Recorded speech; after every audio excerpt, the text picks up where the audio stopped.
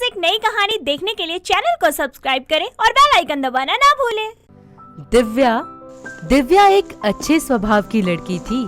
वैसे तो हर काम में वो सफल थी, लेकिन उसमें एक कमी थी कि उसके आगे के दांत बड़े और बाहर की तरफ थे, जिसकी वजह से सब उसे दत्तो, दत्तल और ना जाने कैसे कैसे नामों से बुलाया करते थे।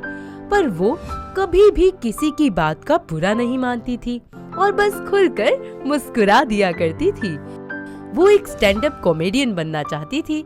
ऐसे ही एक दिन, अरे बेटी, लोग तेरा इतना मजाक उड़ाते हैं, तुझे ना जाने किन किन नामों से बुलाते हैं, फिर भी तू हंसती रहती है। तुझे दुख नहीं लगता? हाँ?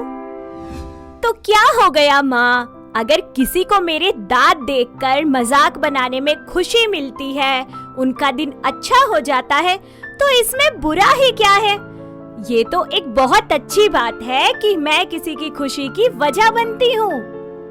ये बात बोलकर दिव्या हंसती मुस्कुराती घर से निकलती है और स्टैंड अप कॉमेडी क्लब में अपने टेस्ट के लिए पहुंचती है।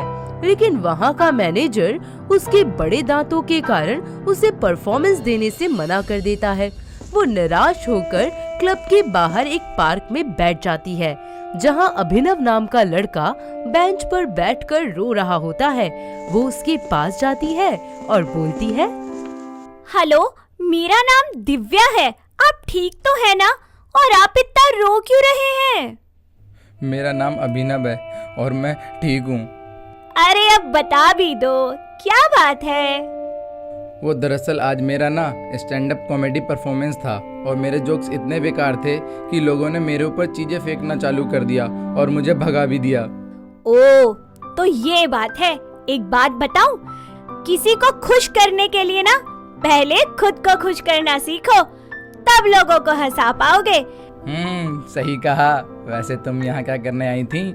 मैं भी स्टैंड अप कॉमेडियन बनना चाहती हूँ, पर कोई मुझे चांस ही नहीं देता। मेरे लंबे दांतों का मजाक बनाकर मुझे बाहर निकाल देते हैं। वो वैसे मैं क्या कह रहा था, क्यों ना आप अपने जोक मुझे सुनाओ? दिव्या अभिनव की बात मानकर उसे एक के बाद एक जोक सुनाती है, जिसे सुनकर अभिनव हंस कर लोटपोट हो जाता है। तुम तो हंसा हंसा कर मार ही डालोगी यार। सच में तुम तो किसी खूसट और अड़ियल इंसान को भी हंसा दो। Thank you so much. सुनो दिव्या, मैं क्या कह रहा था, मेरे जोक्स हिट नहीं कर रहे और तुम्हें कहीं चांस नहीं मिल रहा, तो क्यों ना हम दोनों टाई अप कर लें? इससे हम दोनों का फायदा होगा। क्यों, क्या कहती हो? दिव्या उसे हाँ कर देती है और वो दोनों साथ में काम करने लगते हैं। कुछ समय बीत जाता है। अभिनव का स्टैंड अप कॉमेडी में काफी नाम हो जाता है। उसके सभी शो हिट हो जाते हैं। वो सफलता की नई ऊंचाइयों पर पहुंच जाता है और उनकी दोस्ती प्यार में कन्वर्ट हो जाती है, जिसके बाद वो दोनों शादी कर लेते हैं। लेकिन दिव्या की सास शालिनी उसके लंबे दांतों की वजह से आए दिन उसका मजाक बनाती और ताने दिया करती थी। ऐसे ही एक दिन दिव्या किचन में खाना बनाते हुए नाच रही होती है।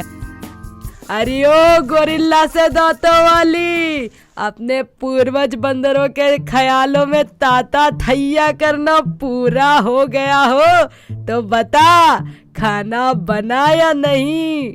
हाँ माँ जी, खाना तो तैयार हो गया, पर आप खा तो सकती है ना? मैंने बटर चिकन बनाया है, आप खा तो लेती होंगी। चलो, मैं तो ठहरी गोरिल्ला के खानदान से, मगर आप तो इंसानी है ना। आपके दांत तो बहुत कमजोर होंगे, ऊपर से आपकी इतनी उम्र भी हो गई है। हाय, मुझे तो बड़ा तरस आता है, कहीं आपका एक आधा दांत खिसक ना जाए। अरे तो क्या कहना चाहती है कि मेरे दांत कमजोर है, मैं खाना चबा नहीं सकती? अरे मैं तो तुझे चबा जाऊं। हाँ। तभी शालिनी जैसे ही खाना खाती है, उसके दांत टूट जाते हैं और वो दर्द से बिलखती हुई रोती है और दिव्या उसे देखकर जोर से हंसने लगती है। आए आए, मर गई रे, अरे अरे नाच पीटी डंकनी डंक मार के तोड़ दिया ना मेरा दांत, और अब मुझे दर्द में देख कर हंस रही है।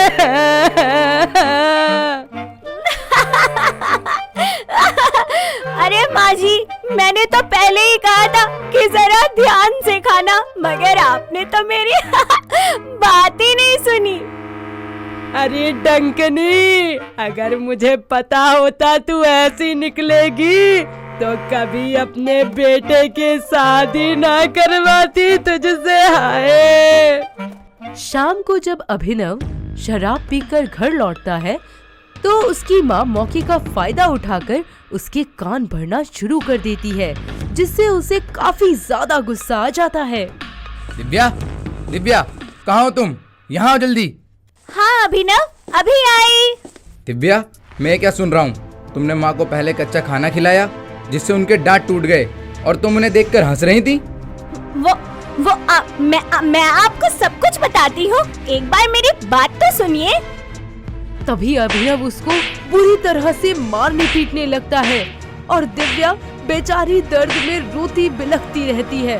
तो अभिनव उससे कहता है, ये देख, ये है तेरी औकात, दत्तल कहीं की, 4 पैसे की शकल नहीं है और फावड़े जैसे दांत। जा, जाकर मट्टी खोद।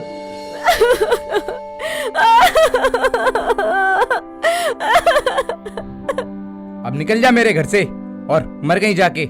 अभिनव के ऐसे सलूक के बाद दिव्या दर्द में रोती हुई अपने माता पिता के घर चली जाती है। नीरज और मंदना उसे इस हाल में देखकर डर जाते हैं और उससे पूछते हैं,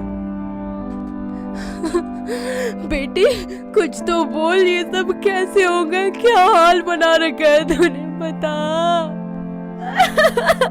माँ, पापा, वो दिव्या अपने माता पिता को पूरी बात बताती है और उन्हें अभिनव के घर जाने से मना कर देती है। ऐसे ही समय बीत जाता है।